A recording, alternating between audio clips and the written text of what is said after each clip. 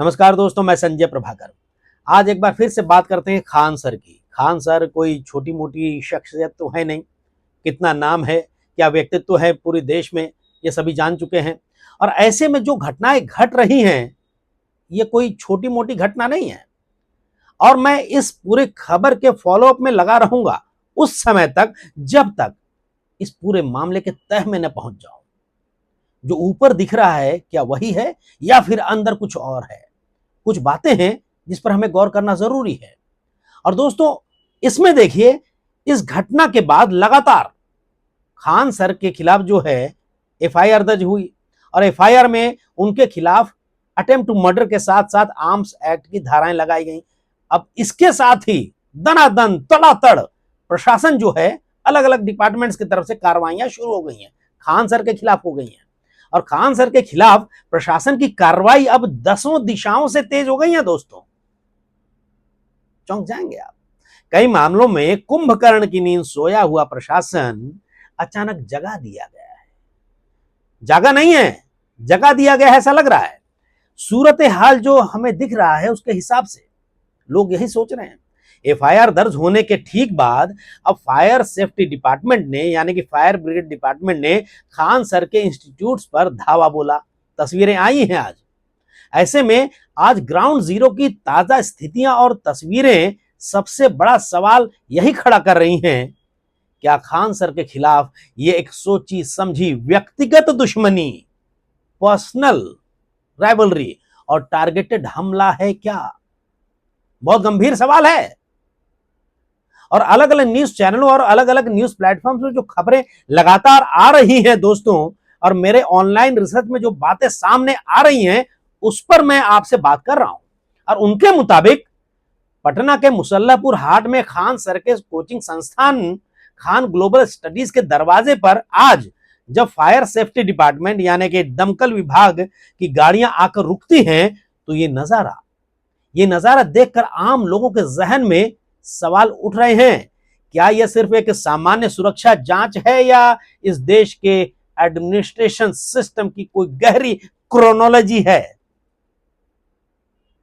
आगे सुनिए, ऐसा सवाल क्यों उठ रहा है? क्यों केवल उन चेहरों को ही बार बार टारगेट किया जाता रहा है? अगर हम थोड़ा सा इतिहास में जाएं, गूगल में जाकर टाइप कीजिए, जो विजिल ब्लोअर है या कोई बहुत अच्छा काम कर रहा है उसको किस तरीके से फंसा दिया जाता है। ये बातें बाद में साबित होती हैं पुलिसिया जांच में। क्यों सिर्फ उन चेहरों को ही बार बार टारगेट किया जाता है जो इस सिस्टम के मठाधीशों की आंखों की किरकिरी बन जाते हैं? सोचिएगा। और इस पूरे खेल में, ये खान सर वाले खेल के पीछे जो दिल्ली नोएडा के स्टूडियो से जुड़ी चर्चाएं आ रही हैं, लोग आपस में बात कर रहे हैं, उसमें एक पत्रकार का नाम भी उछाला जा रहा है। और कहा जा रहा है कि पिछले कुछ दिनों में खान सर और उनके बीच तल्खी काफी बढ़ गई थी। और अब यह कहा जा रहा है कि जिसने कुछ दिन पहले देश के गुरुओं और शिक्षकों को 2 कौड़ी का कहने का दुस्साहस किया था, यह कहा जा रहा है। और जब खान सर ने अपने बेबाक अंदाज में उस अहंकार को सरेआम बेनकाब करते हुए ऑनलाइन ऑन कैमरा करारा जवाब दिया तो मानो उस तथाकथित सबसे तेज पत्रकार की सल्तनत की चूलें हिल गई। ये चर्चाएं हो रही हैं और कहा जा रहा है कि उसी खुन्नस की, उसी व्यक्तिगत अपमान का बदला लेने के लिए आज रसूखदार नेताओं, चुनिंदा कुछ पत्रकारों और प्रशासनिक अफसरों का एक खतरनाक नेक्सस एक्टिव हो चुका है क्या खान सर के खिलाफ? यह सवाल पैदा हो रहे हैं। और आज की परिस्थितियां दोस्तों ये गंभीर सवाल खड़ा कर रही हैं। तस्वीरें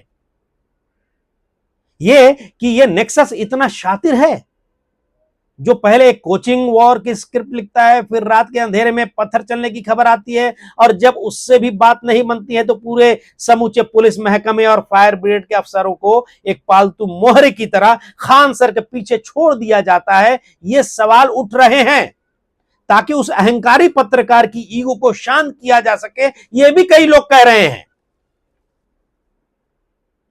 आप क्या सोचते हैं इस घटना पर और इस मामले पर? कमेंट बॉक्स में जरूर लिखिएगा दोस्तों।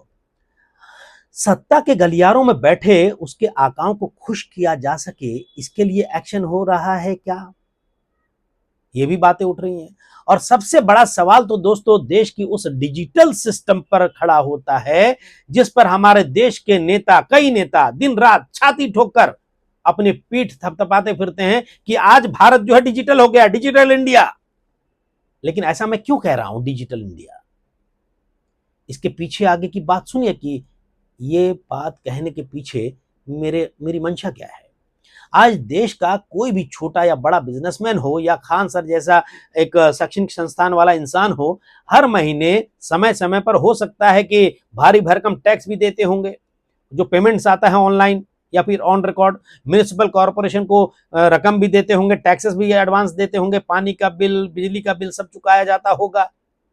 और ऐसे में आज देश में सब कुछ पूरी तरीके से जब डिजिटल लगभग हो चुका है और एक सिंगल क्लिक करते ही सरकार के कंप्यूटर स्क्रीन पर सारा रिकॉर्ड सामने आ जाता है कि कौन सा सिस्टम, कौन सा इंस्टीट्यूट, कौन से लोग कितना टैक्स दे रहे हैं और कहां क्या चल रहा है, किसने क्या सर्टिफिकेट लिया है, किसने नहीं लिया है, उसका फ्लोर प्लान क्या है, उसकी बिल्डिंग के प्लान क्या है, उसने जो अपने इंस्टीट्यूट में जो नक्शा बनाया है उसका प्लान क्या है, उसके बगैर तो परमिशन मिलता नहीं है, सब कुछ ऑनलाइन है।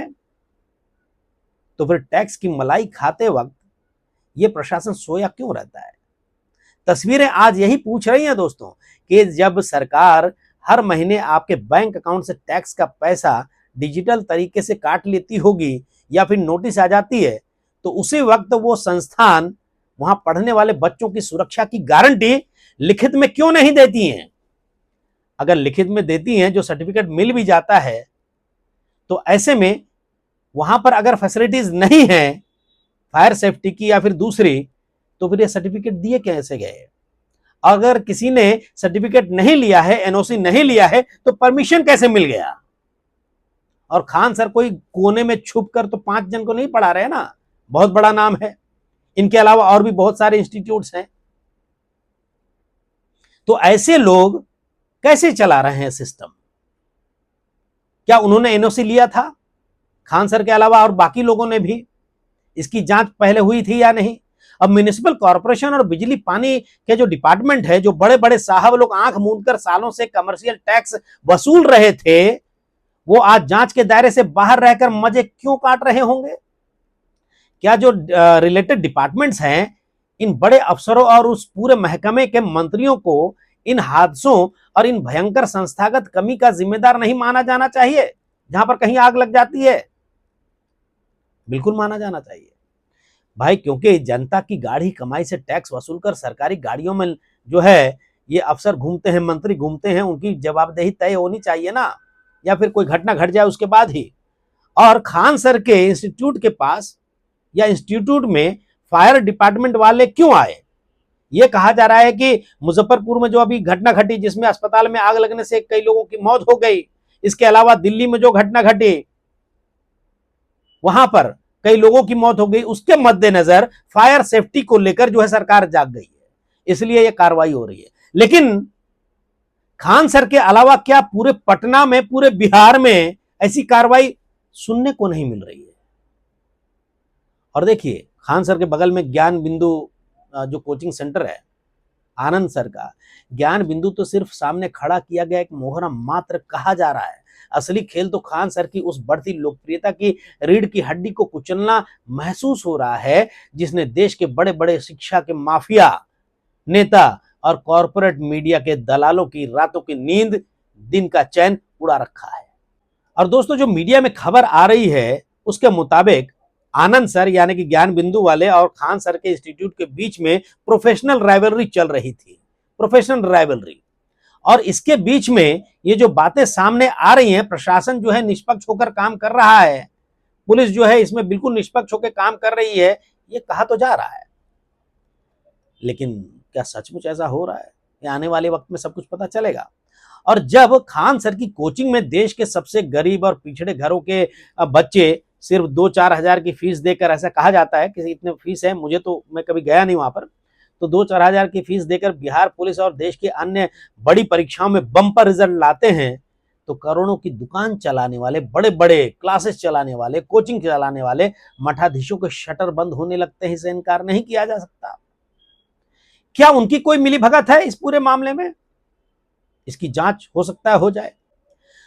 और दोस्तों, न्यूज चैनलों और सोशल मीडिया प्लेटफॉर्म्स पर जो खबरें चल रही हैं, जो बहस चल रही है, इस सबके बीच आज लोगों के मन में ये बातें जरूर उठ रही होंगी कि जो एनओसी अफसर दफ्तरों में एयर कंडीशनर की हवा खाते हुए मोटी गड्डियां लेकर आंख बंद करके साइन करके दे देते हैं कोई भी काम शुरू करने से पहले, जो जरूरी है कागजात, उन पर आज किसी तरह सरकार बुलडोजर क्यों नहीं चला रहे उनके घर वालों पे? अगर खान सर के संस्थान में सुरक्षा की कोई कमी थी या है, तो इतने सालों से वहां से टैक्स वसूलने वाले नगर निगम के अधिकारी आज सलाखों के पीछे क्यों नहीं है? आमतौर पर लोग बोलते देखे जाते हैं, ये पूरा सिस्टम जो है हमारे देश का वो भ्रष्ट है, अंधा है, बहरा है, प्रशासन आखंड दलदल में डूबा हुआ है भ्रष्टाचार के, ऐसा कहा जा रहा है। कई सालों से आप सुन रहे हो, मैं भी सुनता हूं। और पूरे देश में फिलहाल यहां की बात हो रही, तो यहां आम आदमी एक छोटा सा कागज भी आगे नहीं सरका सकता बिना लिए दिए।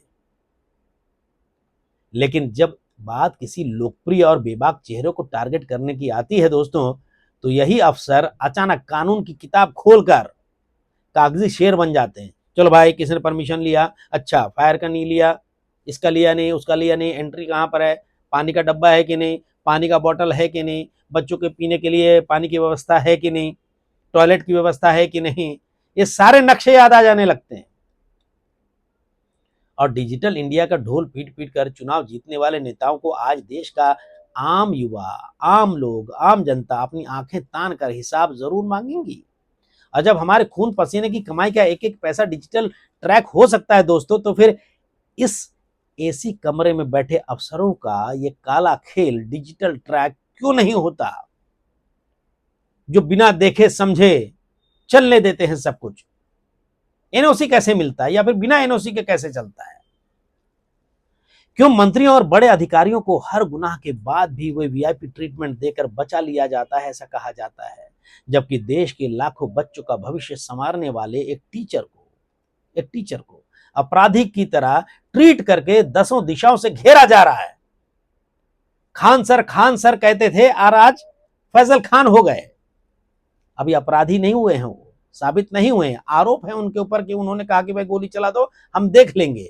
मीडिया के चेहरे चाहे स्टूडियो में बैठकर जितने मर्जी चिल्ला लें दोस्तों, नेताओं का सिंडिकेट चाहे जितनी मर्जी साजिशें रच ले, और पुलिस चाहे जितनी मर्जी पुरानी फाइलें खोल ले, लेकिन बिहार की और पूरे देश की जो जनता है मीडिया में तैर रही, उड़ रही इस पूरे खेल को बहुत अच्छे से समझ सकती है। नेक्सस की क्रोनोलॉजी को बहुत अच्छी से समझ चुकी होगी। और ये कोई कानून का पालन या बच्चों की सुरक्षा की फिक्र की बात नहीं है, बल्कि एक बेहद घटिया, कायराना और टारगेटेड साजिश कही जा रही है। और दोस्तों, एएनआई बहुत बड़ी न्यूज एजेंसी है और द हिंदू बहुत बड़ा अखबार है। इसमें जो खबरें आई हैं, मेरे ऑनलाइन रिसर्च में इसका हवाला आ रहा है, इसके मुताबिक फायर डिपार्टमेंट की पूरी टीम दल बल और पुलिस या अमले के साथ खान सर के सेंटर का कोना कोना छानने और कमियां ढूंढने पहुंची थी। बिहार के दो सबसे बड़े और विश्वसनीय अखबारों में से एक अगर कहें तो दैनिक भास्कर और प्रभात खबर, इनमें भी खबरें आई हैं। और उसके मुताबिक आपको याद दिलाना चाहेंगे 2024 की घटना, पटना के पाल होटल जैसी भीषण जो आग लगी थी उसमें, और मुजफ्फरपुर की घटना, अभी जो घटना घटी है कुछ दिन पहले, इसका हवाला देकर जो एडमिनिस्ट्रेशन जो है उसके लोग अचानक खान सर के सेंटर पर ये फायर ऑडिट का डंडा चलाने के लिए पहुंच गए थे। लेकिन आज मुसल्लापुर हाट की इन ताजा तस्वीरों को देखकर जनता के जहन में यह तीखा सवाल उठ रहा है कि जब इसी इलाके की तंग और सकरी गलियों में सालों से कई ऐसे लोग पढ़ा रहे हैं और बच्चे पढ़ रहे हैं, और खान सर हजारों लाखों बच्चों को एक साथ बैठाकर पढ़ा रहे थे, तब पटना का यह फायर सेफ्टी डिपार्टमेंट और इसके आला अफसर किस कुंभकर्ण की गहरी नींद में सोए हुए थे? आपको शायद याद हो कि साल 2024, 2 साल होंगे करीब करीब, अभी बीते होंगे, 2024 के अप्रैल महीने में शायद पटना जंक्शन के पास 4 मंजिला पाल होटल में दोपहर के वक्त भीषण आग लगी थी, और उस घटना ने पूरे सूबे को हिला कर रख दिया था। और जो रिपोर्ट्स आई उसके मुताबिक उस घटना में 6 लोग जो है जिंदा जल गए थे और 20 से ज्यादा लोग घायल हुए थे, झुलस गए थे। और उस वक्त भी जांच में यह कड़वा सच सामने आया था कि उस आलीशान होटल में ना तो वेंटिलेशन का सही रास्ता था और ना ही आग बुझाने के इंतजाम काम कर रहे थे।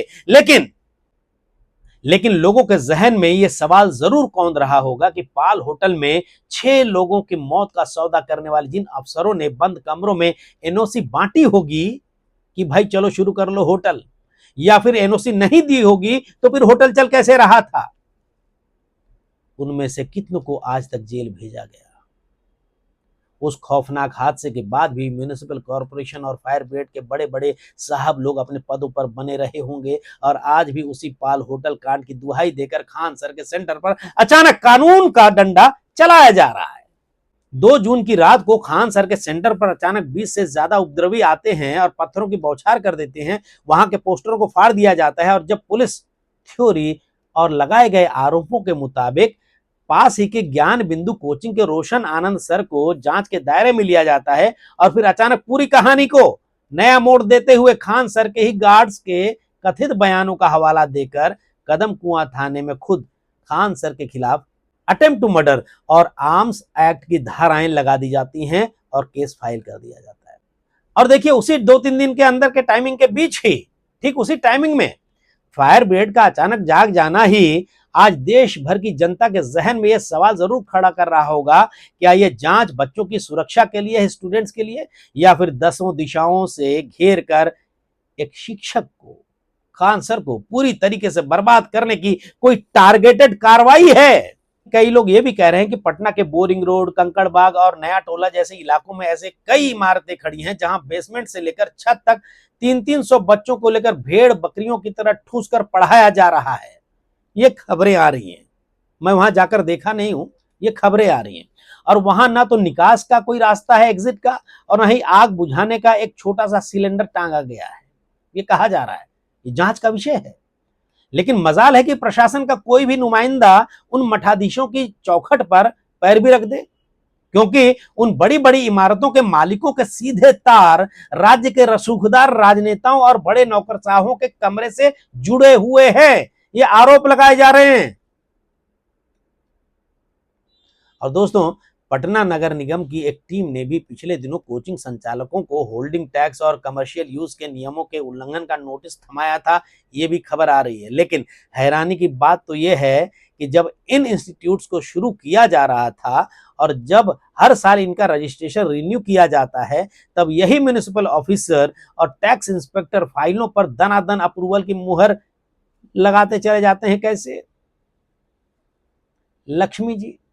खैर, आम जनता का यह सीधा आरोप है कि बिहार में कोई भी व्यवसायिक काम बिना टेबल के नीचे से मतलब शुरू करना नामुमकिन है।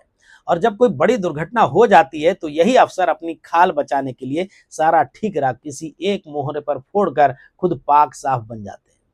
दिल्ली के मुखर्जी नगर की वो घटना याद करिए, जब कोचिंग सेंटर में आग लगने के बाद छात्रों को खिड़कियों से तारों के सहारे लटक कर अपनी जान बचानी पड़ी थी।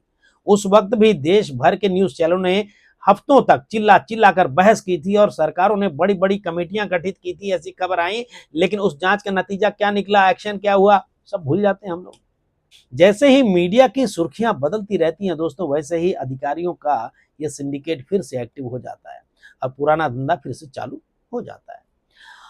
और आज जब खान सर के संस्थान को, इंस्टीट्यूट को 1 हफ्ते का अल्टीमेटम देकर बंद करने की धमकी दी जा रही है कि सील कर देंगे, सेफ्टी नॉर्म्स तुरंत ठीक करो, तो पटना की सड़कों पर पढ़ने वाले गरीब छात्रों के बीच एक गहरी मायूसी और भयंकर आक्रोश हो सकता है। छात्र सोशल मीडिया प्लेटफॉर्म्स पर लिख रहे हैं कि खान सर सिर्फ एक शिक्षक भर नहीं है, बल्कि वे उन लाखों परिवारों की आखिरी उम्मीद हैं जो अपने बच्चों को दिल्ली या कोटा जैसे महंगे शहरों में पढ़ाने की हैसियत नहीं रखते। बहरहाल दोस्तों, अब सबकी नजर टिकी रहेंगी अदालत पर, क्योंकि 8 जून को सोमवार को खान सर के वकील अरविंद कुमार अंतरिम जमानत के लिए अदालत में अपील करने वाले हैं, क्योंकि गुनाह जो है, जो धाराएं लगाई गई हैं, वो नॉन बेलेबल है, गैर जमानती है। अब देखना यह है कि अदालत खान सर को अंतरिम जमानत देती है या फिर खान सर को अरेस्ट करेगी पुलिस। नमस्कार।